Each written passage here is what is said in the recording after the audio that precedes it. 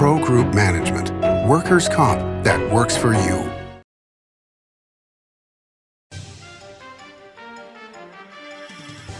Welcome to Nevada Newsmakers on the broadcast today, coming to you from the Bank Saloon in Carson City. Steve Yeager, he's the chairman of the Assembly Judiciary Committee, here for the whole show on an all-new Nevada Newsmakers.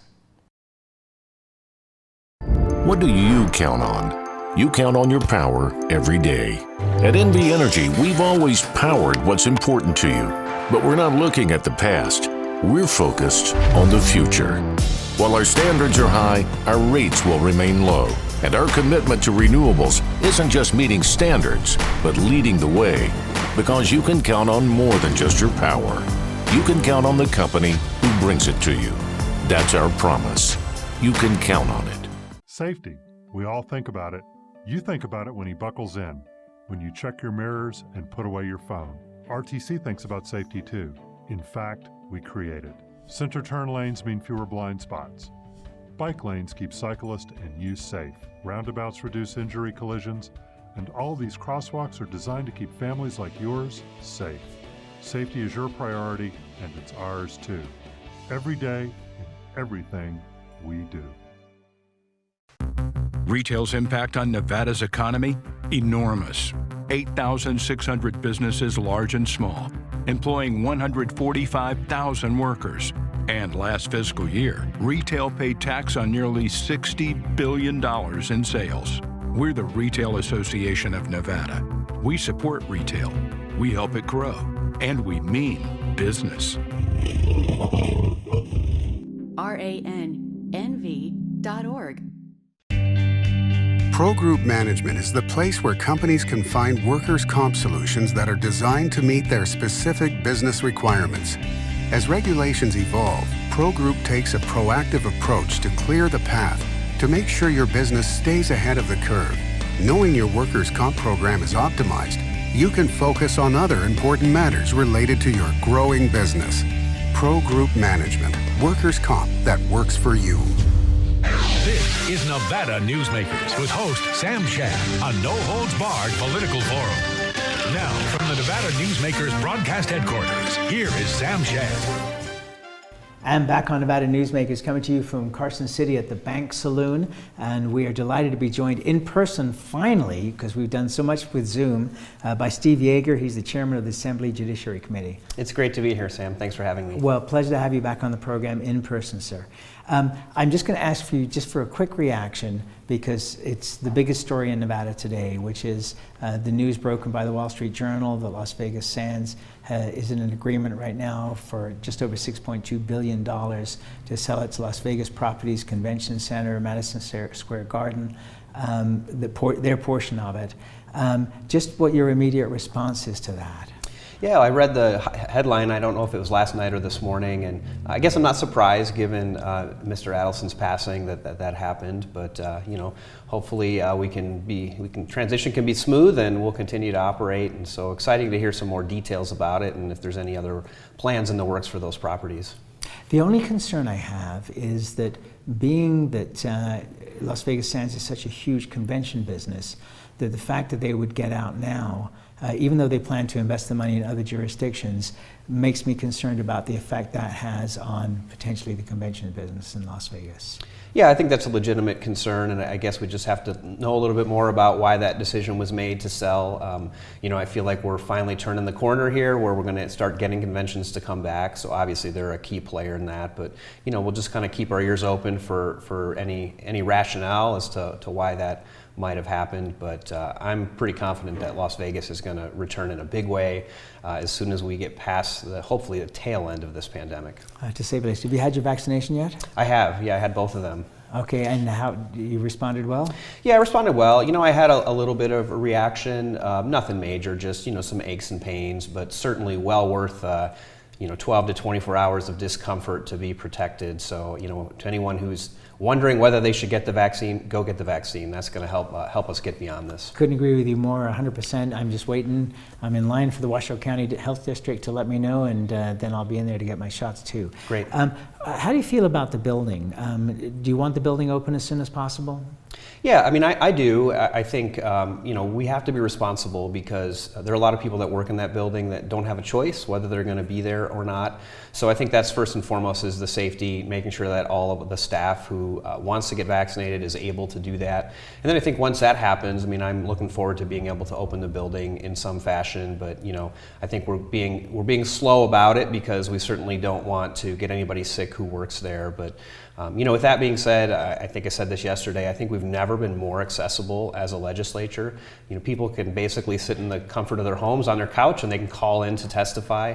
I think we've had people in Judiciary who I don't think are even in the state of Nevada calling in to participate. So, I'm proud of the accessibility, but certainly I think folks are looking forward to a more normal sort of legislative session where they can walk the halls and talk to people. And that really is the key for so many lobbyists, whether they're public or private, is the ability that you're walking down the hallway that they can come and get 30 seconds with you. Yeah, it really is valuable. There's just a lot of conversations that happen, whether it's with lobbyists or with other members of the public, constituents, just those 20 to 30 second conversations that you might have on the way to the bathroom, on the way to the floor, on the way to the kitchen. So those really aren't happening in that fashion, and I think that's valuable. So, I certainly hope before the end of session, we'll be able to open in some manner. And, I said as soon as we get used to this virtual world, we'll open the doors, and then we'll have to get used to the way it used to be.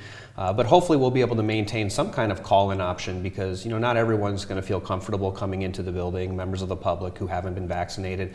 So I think we need to accommodate both of those desires, the desire to be in the building and the desire to participate from outside the building. Do you have any concerns that the governor has too much power? And I'm not just referring to Governor Sisolak, but just in terms of the emergency power that the governor has had at this point. Does that concern you that the legislature has not been more involved in the decisions? Well, I mean, I'll say this. I think the way our system is set up, the executive just has more power than the legislature. That's a function of us being part-time every other year. I mean, it sort of has to be that way unless the Constitution changes and we're in session more often, which the public doesn't seem to want at this point. So, I think as a general rule, he just has more power. But I'm not concerned. I mean, I think the governor has to be nimble and quick to react to these things. If we were to have to bring ourselves into special session or have him call us into special session, it just takes a lot of time. I mean, you saw over the summer how long those special sessions lasted for everyone to travel up here, for us to open the building. There's a time and expense cost. So, in my mind, like the governor having those powers makes a lot of sense because he's going to have to react a lot more quickly than we can. All right, let's get to some issues before your committee. We'll take a break and we'll come right back with Steve Yeager, Chairman of Assembly Judiciary, after this timeout. Because of UMC, I'm putting my free time to good use. Because of UMC, she keeps me on my toes. Because of UMC and this guy, I'm here. UMC, the highest level of care in Nevada. Can't do it. Stupid, like my mom. We can't do anything at Mommy's because you won't pay child support. Dad said you cheated, and he's not even sure he's my dad. Mommy said you left both of us, so she isn't gonna let me see you. I look just like my father. I'm divorce attorney Marilyn York, and I may represent men, but hate has no gender, only casualties. Please, stop sacrificing your children in your war against your ex. The signs and symptoms of cataracts can start out small with subtle changes in your vision. So don't wait. Be proactive and take your vision into your own hands. If you're experiencing the onset of cataracts or just have questions, contact your eye care professional or call Eye Care Associates of Nevada today. Dr. Hiss has years of experience specializing in the surgical correction of eye disorders and has completed over 84,000 vision correcting procedures. At Eye Care Associates of Nevada, we'll change the way you look at the world.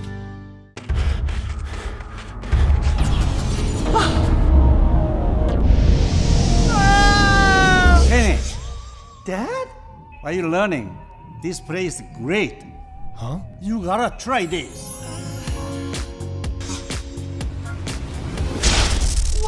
This stuff is great. People are gonna love it. Yes. Yes, they will.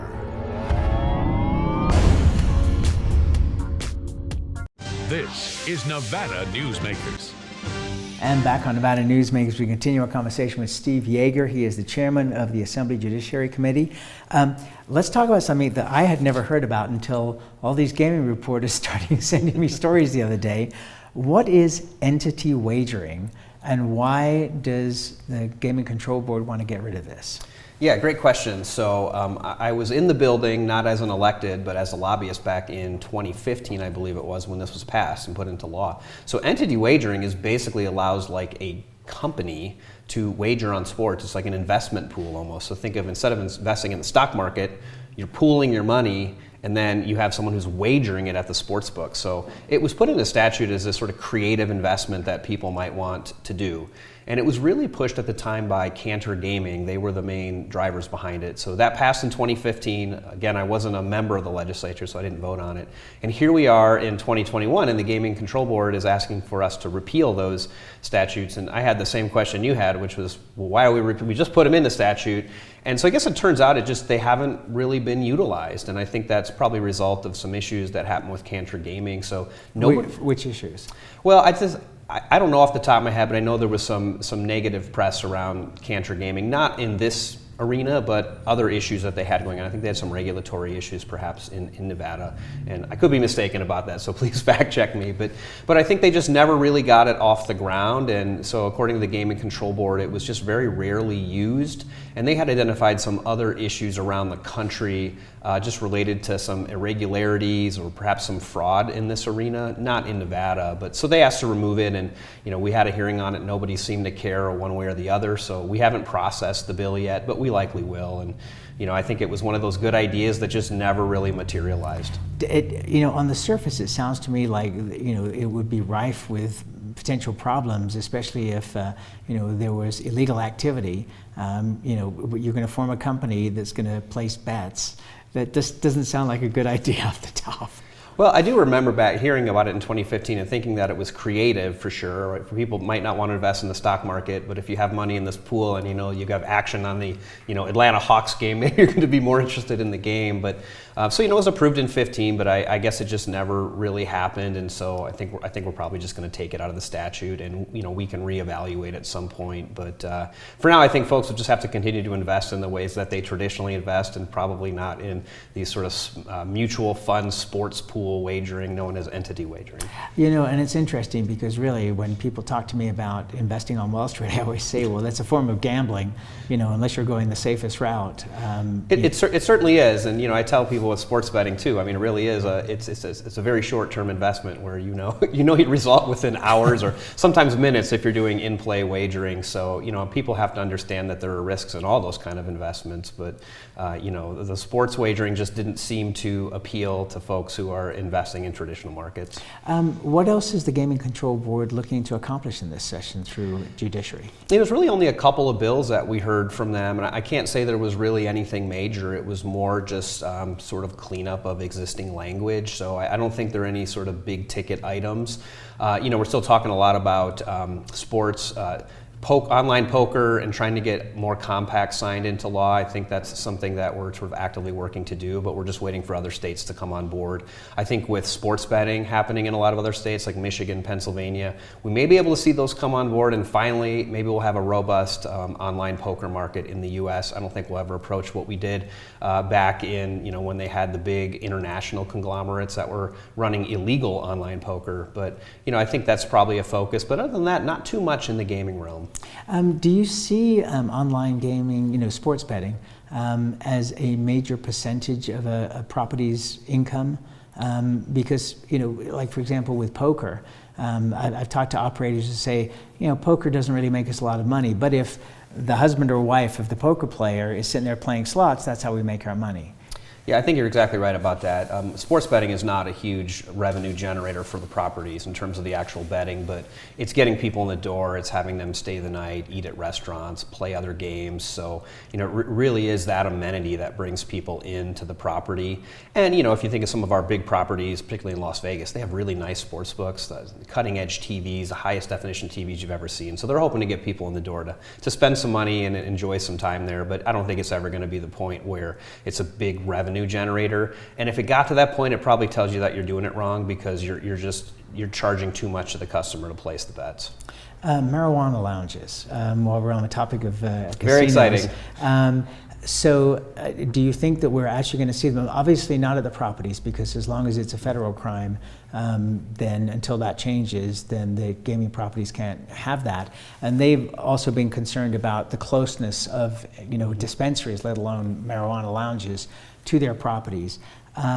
What's the discussion going on behind the scenes of the legislature this time about marijuana lounges? Yeah, I sure hope we can do it. I've invited all manners of feedback on how we can accomplish this in a way that's fair, makes sense, protects public safety, generates revenue. So, LCB Legal has some concepts that we came up with to start working on drafting, and those concepts would include allowing existing dispensaries to open up a lounge if they want to, but not requiring it, and then potentially licensing standalone businesses to operate as consumption lounges. There's certainly some things we have to figure out. How does the product get there? What's the business model that's going to make sense for a place to open up? But I think we're finally getting to a point where everyone seems to agree that we need to do this. But the devil is always in the details. I think the Cannabis Compliance Board will be a big player in this, because what I would like to do is kind of set up a structure and have them fill in the details, because they're going to be the day-to-day agency. But so far I think people are open to the concept. Even those who don't like cannabis, they realize that we can't continue to operate where we have 40 million tourists coming to Las Vegas and nowhere to consume. It's just not practical. Well, and the reality is that they've been consuming all along. They're just not doing it in a place that's legal. That's true, yeah. And so we certainly don't want to encourage illegal behavior, because that's what's happening now. And I think law enforcement's handled that pretty well, but we don't want a circumstance where they have to divert resources to people who are eating edibles on the Las Vegas Strip. It's just not efficient use of time. Right, and it seems to me that in my discussions with law enforcement, that they've basically said it's legal now. So therefore, we're going to just deal with it as we do with other legal things. If somebody, is driving under the influence and they're a problem, then we're going to arrest them, but we're not going to go hunt people down now that we've legalized this. Yeah, that makes a lot of sense. But it'd be nice if they had a place to go, because then when they're stopping people and saying you can't consume here, they'd actually be able to point to somewhere where they could consume, which they can't do now, because there is nowhere for them unless they happen to know someone who has a private residence in Las Vegas and is okay with it. All right, let's take another break. We'll be back with the head of Assembly Judiciary after this timeout. Dimitri Prine here for Design Outdoor. Come visit Design Outdoor's store and backyard to see our wide selection of fire pits, barbecues, and pizza ovens, natural stone water features and fountains, and frost-proof pottery. Our store and backyard are located at 11600 South Virginia, just north of DeMonte Ranch Parkway. Visit designoutdoor.com or call us at 851-9499.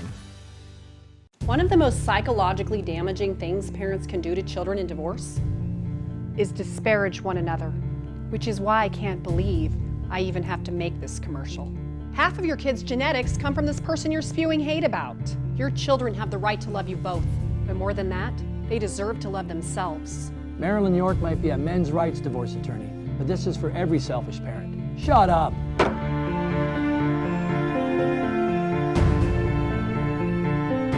Hi, I'm Dave Newman. Remember me? I used to be the house detective, and now I'm a realtor, full-time at RE/MAX Realty Affiliates. A lot of people ask me, how's the market? You know what? It's fantastic. If you're even kicking around the idea of buying or selling, give me a call. Let's talk about it. Call me at RE/MAX Realty Affiliates and just ask for the guy who used to be the house detective, Dave Newman.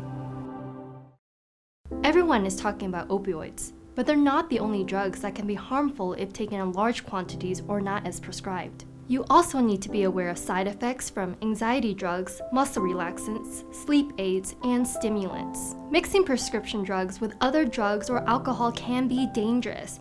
If you take Ambien with a glass of wine, it may be enough to stop you from breathing. Prescribed drugs can be just as dangerous as illegal drugs. Take medications only as directed. This is Nevada Newsmakers. And back on Nevada Newsmakers, we continue our conversation with Steve Yeager. He is the chairman of Assembly Judiciary. And I wanted to ask you about a topic that's coming up, and I'm going to talk to Steve Wolfson about this as well on the program that's going to air next week.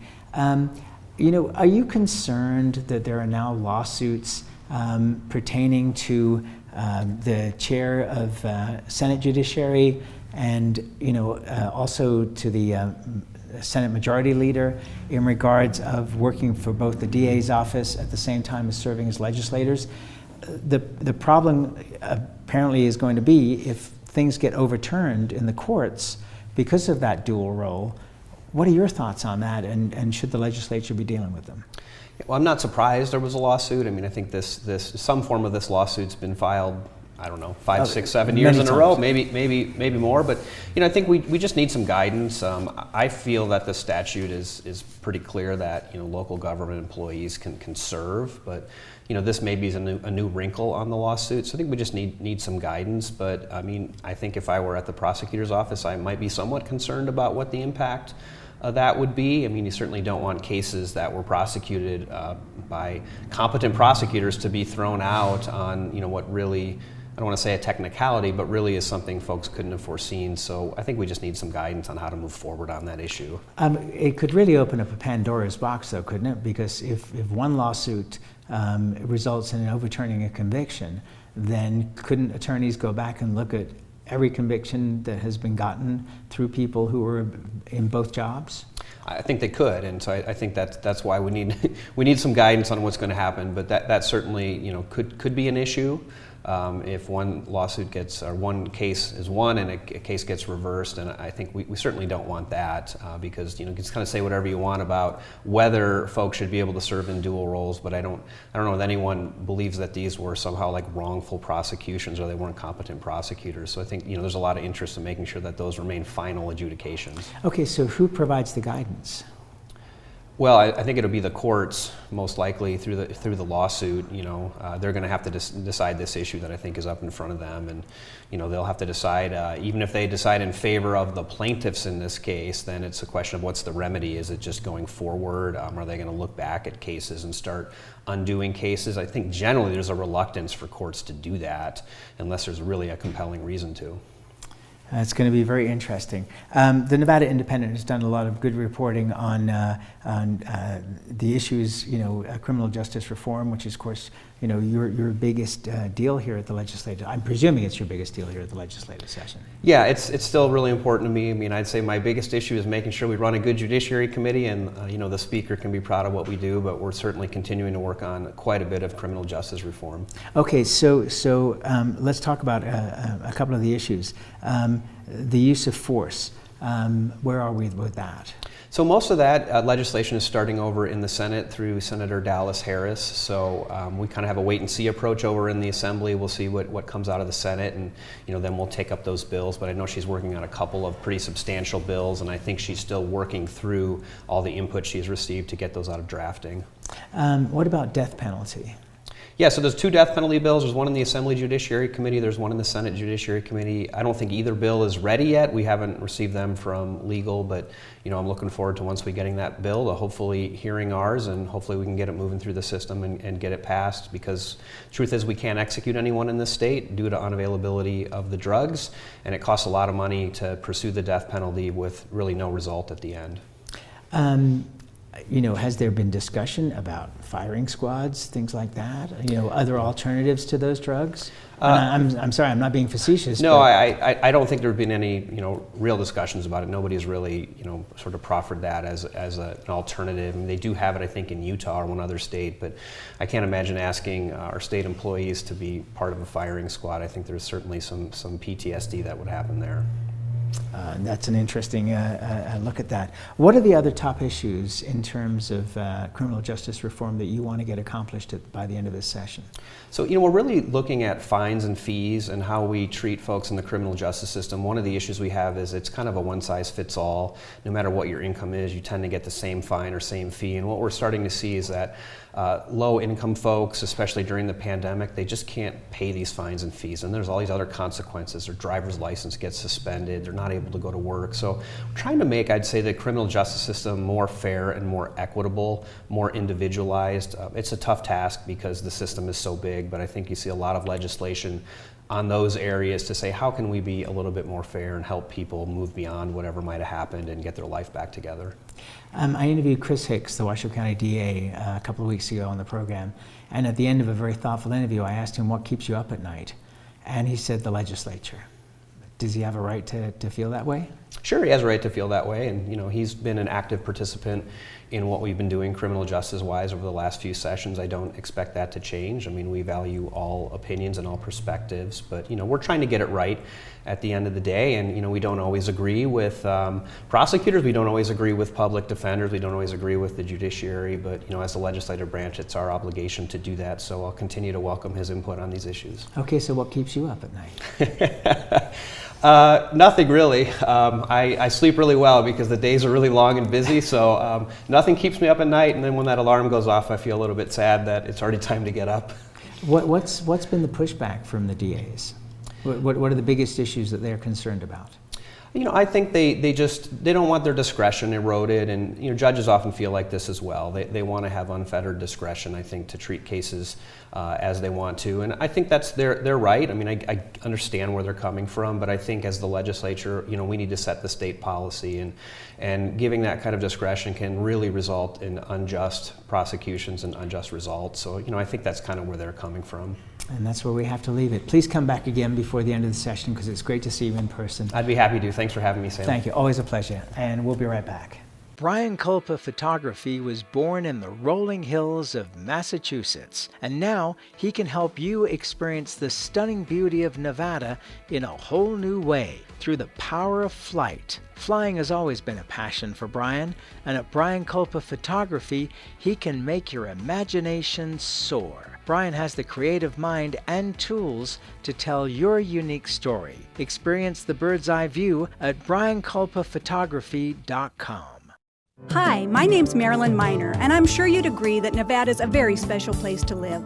I was born here, and my husband and I have raised our family here. I feel it's a privilege to live and work in the Truckee Meadows. I especially enjoy helping my clients reach their real estate goals. Sometimes the smallest details provide the greatest satisfaction.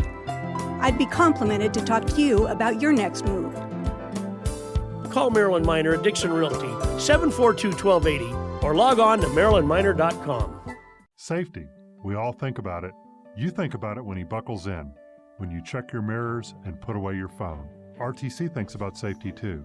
In fact, we create it. Center turn lanes mean fewer blind spots. Bike lanes keep cyclists and you safe. Roundabouts reduce injury collisions, and all these crosswalks are designed to keep families like yours safe.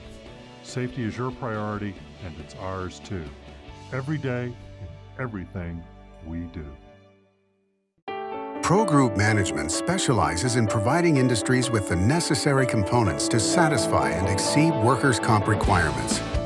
Every business has unique needs and specific regulations. Pro Group Management stays ahead of the curve, providing up-to-date services to keep your industry in top form.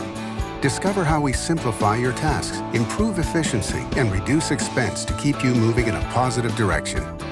Pro Group Management, workers' comp that works for you. As always, you can watch Nevada Newsmakers on television, radio, audio and video, podcasts, and YouTube. We'll see you on the next broadcast coming to you from Carson City. See you then.